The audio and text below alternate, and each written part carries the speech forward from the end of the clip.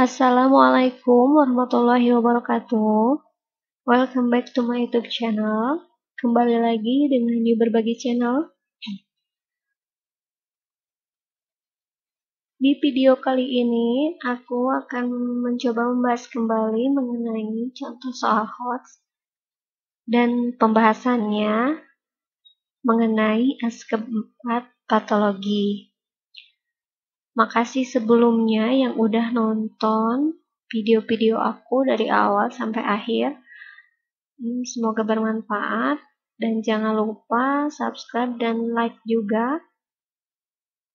Dan bunyikan loncengnya biar tahu update tentang video yang baru aku upload lagi. Oke, untuk mempersingkat waktu kita mulai ke kasus yang pertama.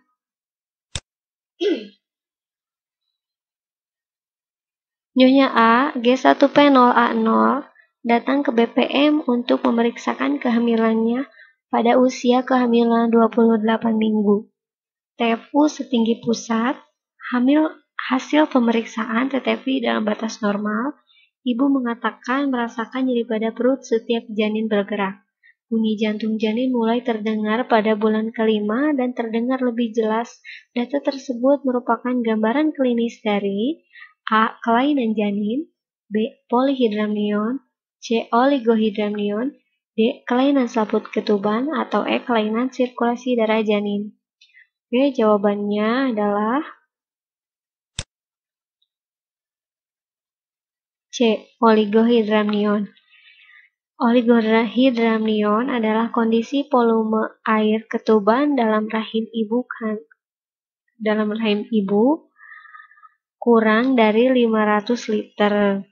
Tanda yang dirasakan ibu oligohidramnion adalah nyeri abdomen saat bayi bergerak. Kemudian ada juga tanda dari oligohidramnion yaitu TFU ibu tidak sesuai dengan usia kehamilan. Nah, di sini kan TFU-nya setinggi pusat. Kalau setinggi pusat ini itu untuk yang tepat di pusat itu 24 minggu ya, 6 bulan. Tetapi di kasus ini usia kehamilannya adalah 28 minggu, yang artinya 28 minggu itu 3 jari di atas pusat, jadi lebih rendah dari usia kehamilannya. Nah, seperti itu ya. Jadi jawabannya adalah C. Oligohidramnion. Udah jelas ya teman-teman? Kita ke kasus yang selanjutnya. Nyonya P, G1P0A0 datang ke BPM untuk memeriksakan kehamilannya. Tekanan darah 110/70, nadi 80 kali per menit, respirasi 22 kali per menit, suhu 36,5 derajat Celcius. Usia kehamilan 28 minggu, TFU pertengahan pusat PX, DJJ sulit terdengar, udem, nyeri abdomen, sesak napas dan rasa tak nyaman di perut. Hal ini merupakan tanda dan gejala dari A. Kelainan janin, B. Polihidramnion, C. Oligohidramnion, D. Kelainan selaput ketuban, atau E. Kelainan sirkulasi darah janin. Oke teman-teman, jawabannya adalah B. Polihidramnion. Polihidramnion adalah kondisi volume air ketuban dalam rahim ibu lebih banyak dari normal, yaitu lebih dari 1000 liter. Tanda yang dirasakan oleh ibu polihidramnion adalah udem, DJJ sulit terdengar, dan besar abdomen yang tidak sesuai dengan usia kehamilan. Oke, jadi kalau di polihidramnion itu kebalikan dari oligohidramnion. Jadi usia kehamilannya itu lebih rendah dari TFU. Ya, jadi TFU-nya itu lebih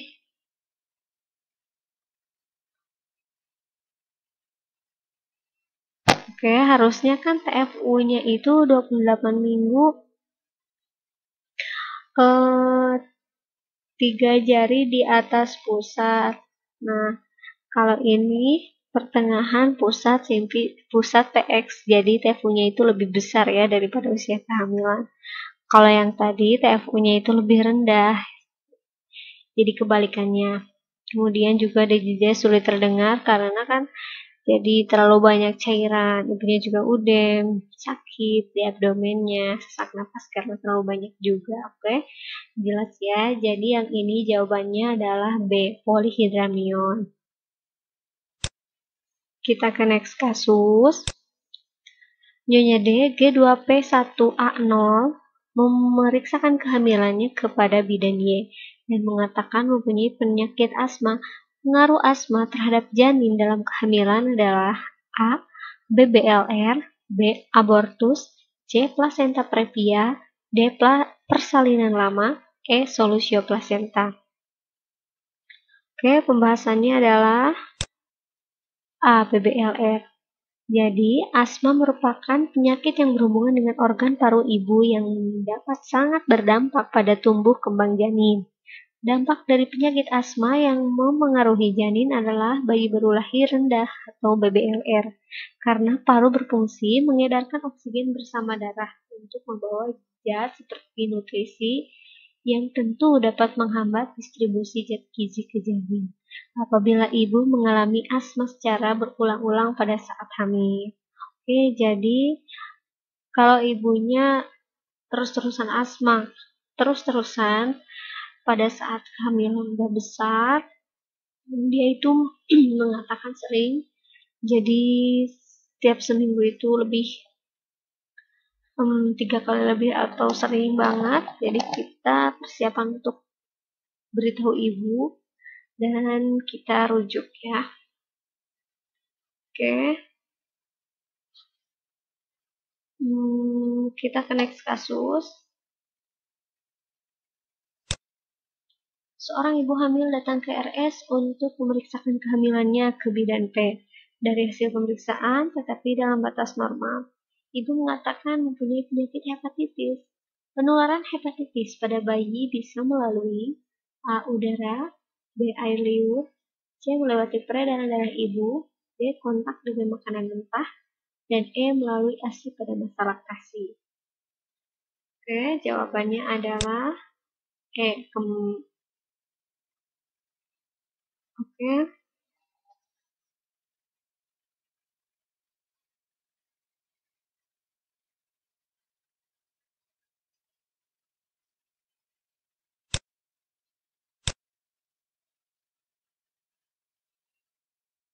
Oke, jadi jawabannya adalah E, melalui ASI pada masa laktasi. Jadi hepatitis adalah jenis penyakit yang disebabkan oleh kerusakan organ hati. Dan penyakit ini bisa menular pada bayi melalui kontak kulit dan ASI. Jadi otomatis dari ibu ke bayinya ya, melalui ASI dan juga kontak kulit. Oke, kita ke next kasus. Nyonya A P3A1 datang ke BPM R untuk memeriksakan dirinya. Dari hasil pemeriksaan didapatkan data sebagai berikut. Terbentuk luka atau ulkus yang tidak nyeri pada tempat terinfeksi, yaitu pulpa yang terinfeksi, yang disebabkan oleh bakteri Treponema pallidum. Hal ini merupakan tanda dan gejala dari A. HIV, B. AIDS, C. Sifilis, D. Herpes, atau E. Kandiloma. Oke, ini adalah contoh dari penyakit, contoh soal dari penyakit ya. Jadi jawabannya adalah C. Sifilis. Sifilis atau raja singa, ya, nama kata lainnya, disebabkan oleh bakteri Treponema pallidum. Jadi nama penyakitnya adalah sifilis dan nama bakterinya adalah Treponema pallidum. Ya, seperti itu. Oke, sekian video kali ini. Semoga bermanfaat. Terima kasih sudah menonton. Jangan lupa subscribe dan like, juga komen. Cukup sekian. See you in the next video. Wassalamualaikum warahmatullahi wabarakatuh.